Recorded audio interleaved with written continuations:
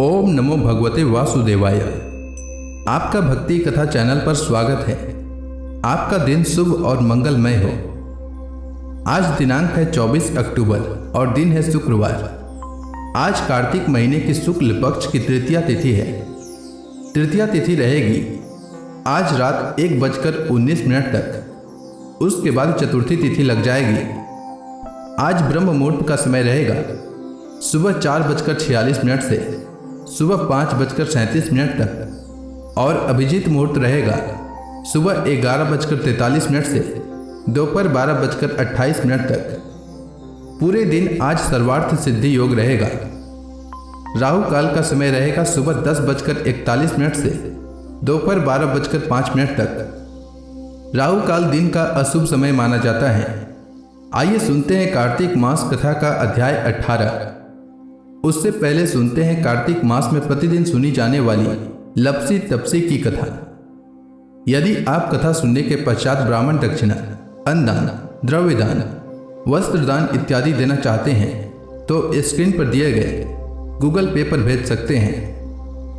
शांताकारं भुजंग सैनम पद्मनाभम सुरेशम विश्वाधारम गगन सदृशम मेघवर्णम शुभांगम लक्ष्मीकांतम कमल नयनम योगी भी ध्यान गम्यम वंदे विष्णु भवभयहरम सर्वलोकैकनाथम। प्राचीन समय की बात है।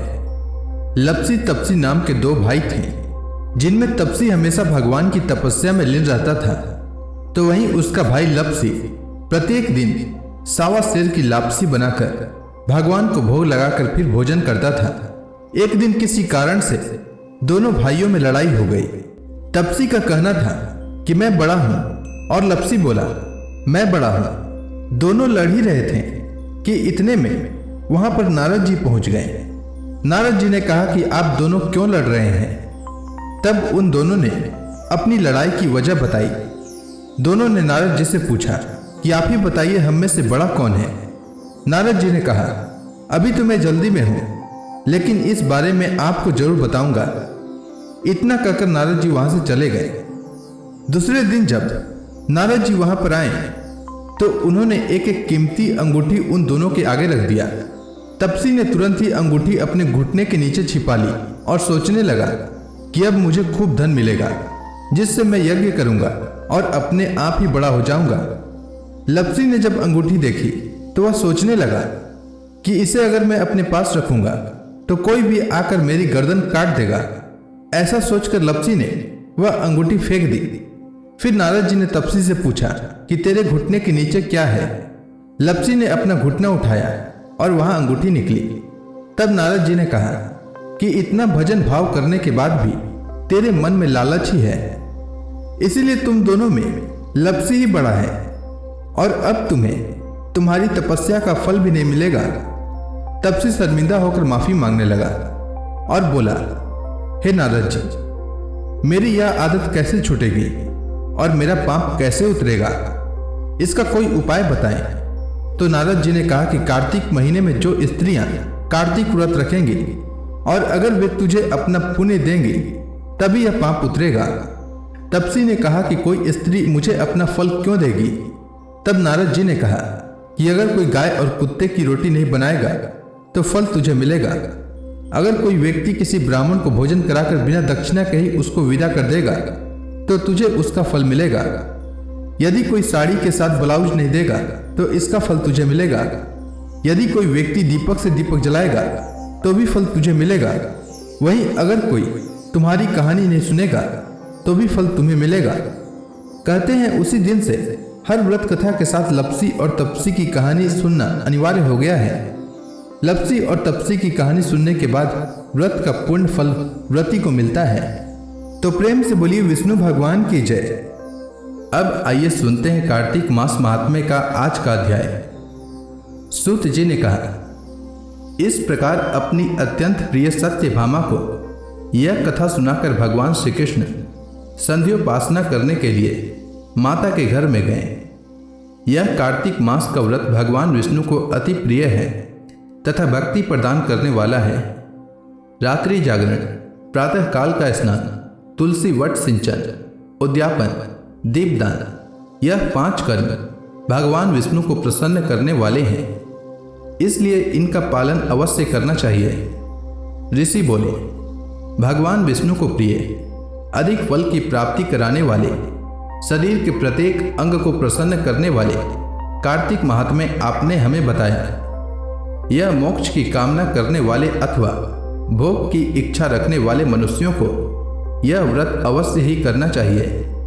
इसके अतिरिक्त हम आपसे एक बात और पूछना चाहते हैं कि यदि कार्तिक मास का व्रत करने वाला मनुष्य किसी संकट में फंस जाए, या वह किसी वन में हो, या व्रती किसी रोग से ग्रस्त हो जाए, तो उस मनुष्य को कार्तिक व्रत को किस प्रकार करना चाहिए?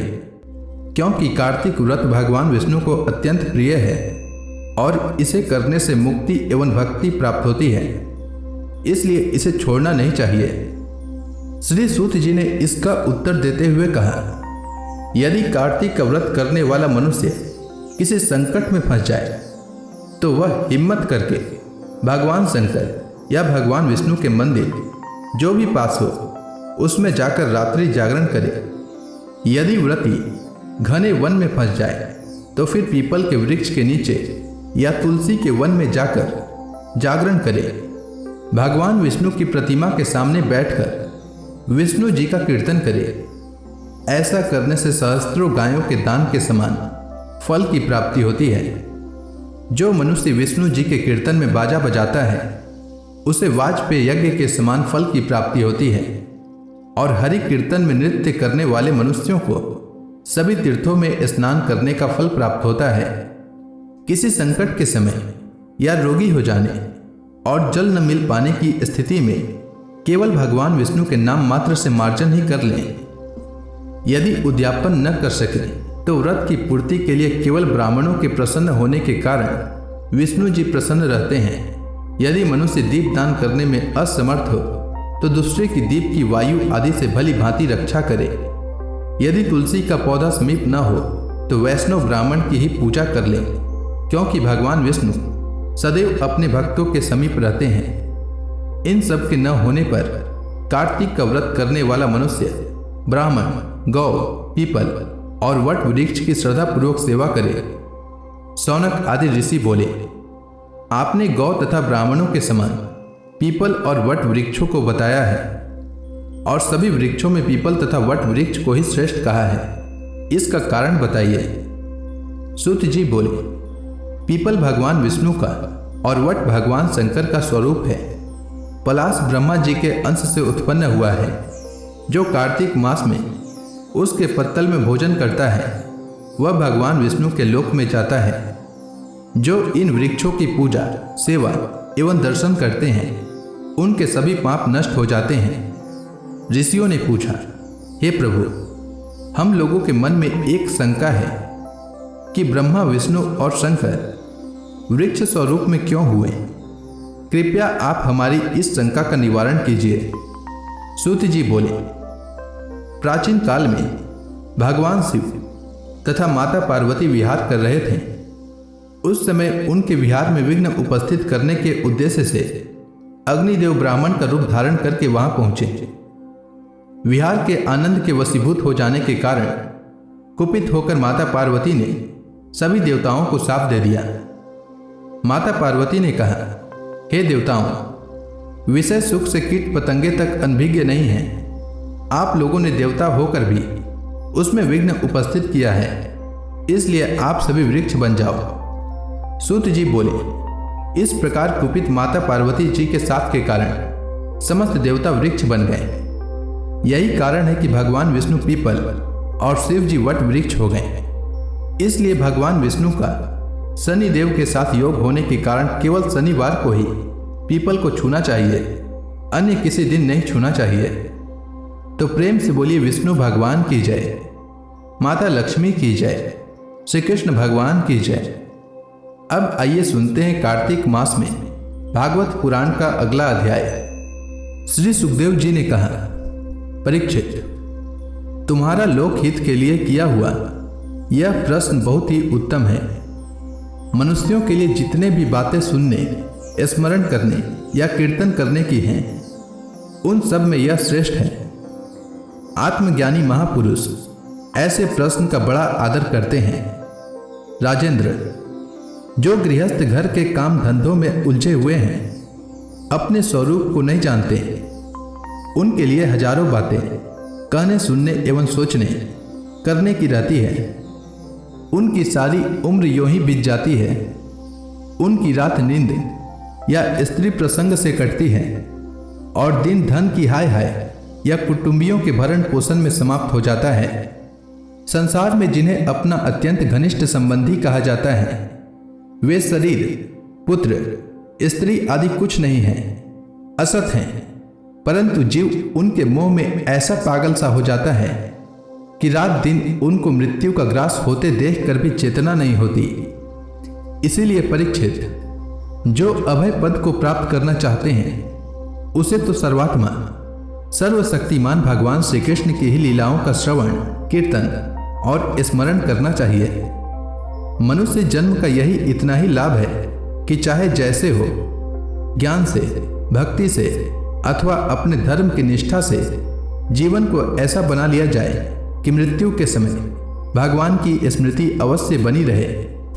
परीक्षित, जो निर्गुण स्वरूप में स्थित हैं एवं विधि निषेध की मर्यादा को लांघ चुके हैं, वे बड़े बड़े ऋषि मुनि भी प्रायः भगवान के अनंत कल्याण में गुणगानों का वर्णन में रमे रहते हैं। द्वापर के अंत में इस भगवत रूप अथवा वेद तुल्य श्रीमद् भागवत नाम के महापुराण का अपने पिता श्री कृष्ण द्वैपायन से मैंने अध्ययन किया था। राजर्षि, मेरी निर्गुण स्वरूप परमात्मा में पूर्ण निष्ठा है, फिर भी भगवान श्री कृष्ण की मधुर लीलाओं ने बलात् मेरे हृदय को अपनी ओर आकर्षित कर लिया है। यही कारण है कि मैंने इस पुराण का अध्ययन किया। तुम भगवान के परम भक्त हो, इसलिए तुम्हें मैं इसे सुनाऊंगा। जो इसके प्रति श्रद्धा रखते हैं, उनकी शुद्ध चित्त वृत्ति भगवान श्री कृष्ण के चरणों में अनन्य प्रेम के साथ बहुत शीघ्र लग जाती है। जो लोग लोक या परलोक की किसी भी वस्तु की इच्छा रखते हैं या इसके विपरीत संसार में दुख का अनुभव करके जो उससे विरक्त हो गए हैं और निर्भय मोक्ष पद को प्राप्त करना चाहते हैं, उन साधकों के लिए तथा योग संपन्न सिद्ध ज्ञानियों के लिए भी समस्त शास्त्रों का यही निर्णय है कि वे भगवान के नामों का प्रेम से संकीर्तन करें। अपने कल्याण साधन की ओर से असावधान रहने वाले पुरुष की वर्षों लंबी आयु भी अनजाने में ही व्यर्थ बीत जाती है। उससे क्या लाभ? सावधानी से ज्ञान पूर्वक बिताई हुई घड़ी 2 घड़ी भी श्रेष्ठ है, क्योंकि उसके द्वारा अपने कल्याण की चेष्टा तो की जा सकती है। राजर्षि खटवांग अपनी आयु की समाप्ति का समय जानकर 2 घड़ी में ही सब कुछ त्याग कर भगवान के अभय पद को प्राप्त हो गए। परीक्षित, अभी तो तुम्हारे जीवन की अवधि 7 दिन की है। इस बीच में ही तुम अपने परम कल्याण के लिए जो कुछ करना चाहिए सब कर लो।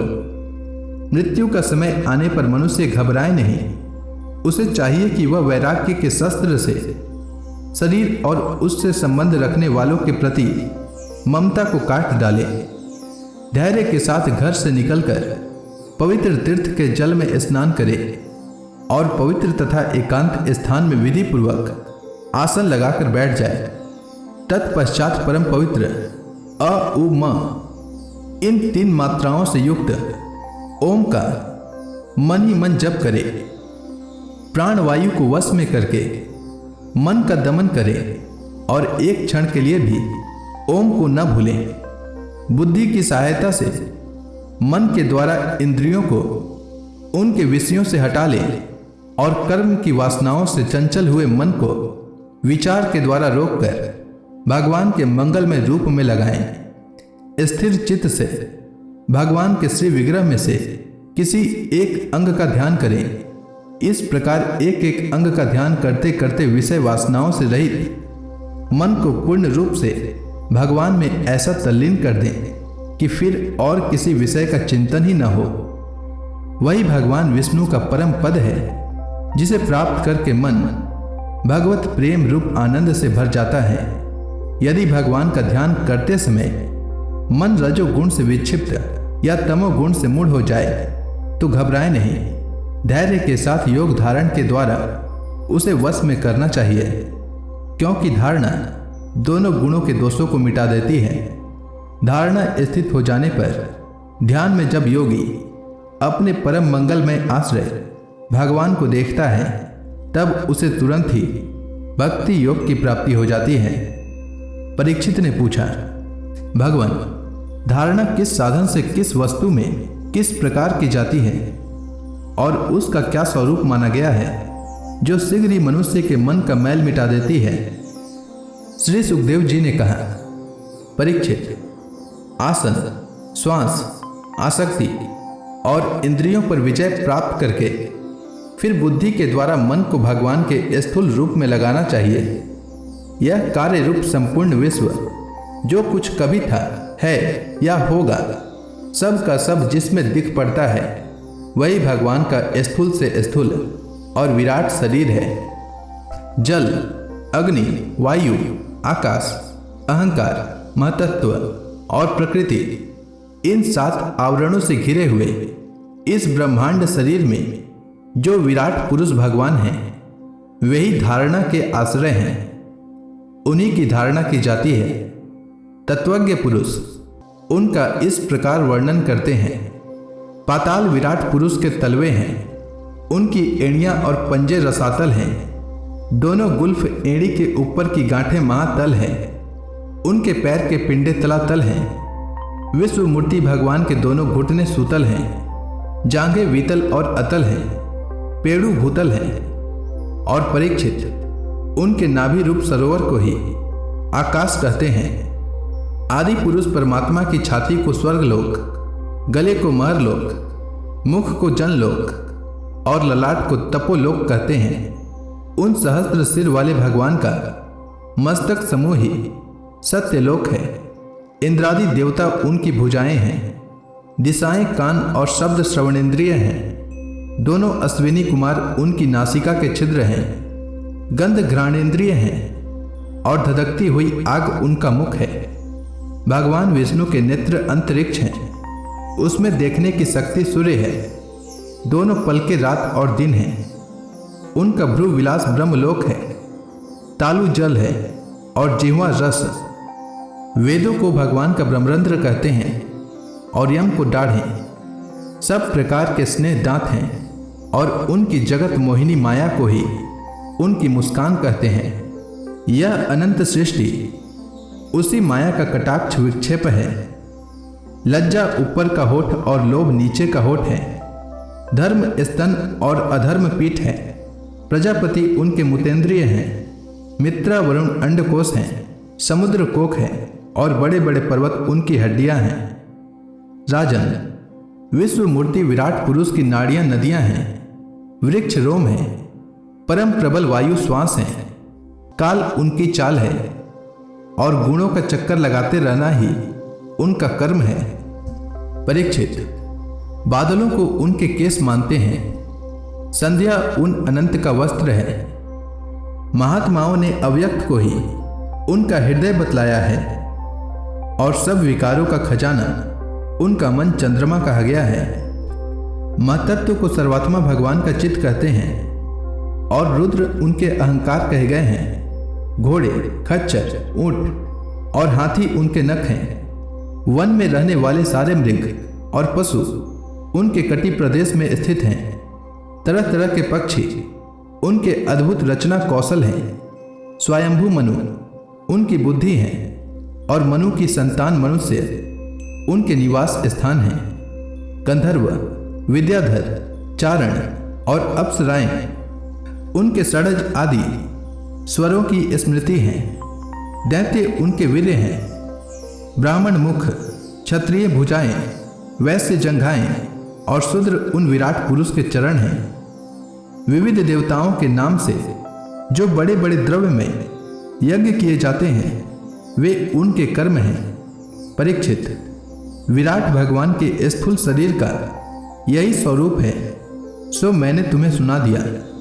इसमें मुमुक्षु पुरुष बुद्धि के द्वारा मन को स्थिर करते हैं, क्योंकि इससे भिन्न और कोई वस्तु नहीं है। जैसे स्वप्न देखने वाला स्वप्नावस्था में अपने आप को ही विविध पदार्थों के रूप में देखता है, वैसे ही सबकी बुद्धि वृत्तियों के द्वारा सब कुछ अनुभव करने वाला सर्वांतर्यामी परमात्मा भी एक ही है। उन सत्य स्वरूप आनंद निधि भगवान का ही भजन करना चाहिए। अन्य किसी भी वस्तु में आसक्ति नहीं करनी चाहिए, क्योंकि यह आसक्ति जीव के अधःपतन का हेतु है। तो प्रेम से बोलिए विष्णु भगवान की जय, श्री कृष्ण भगवान की जय, समस्त देवी देवताओं की जय।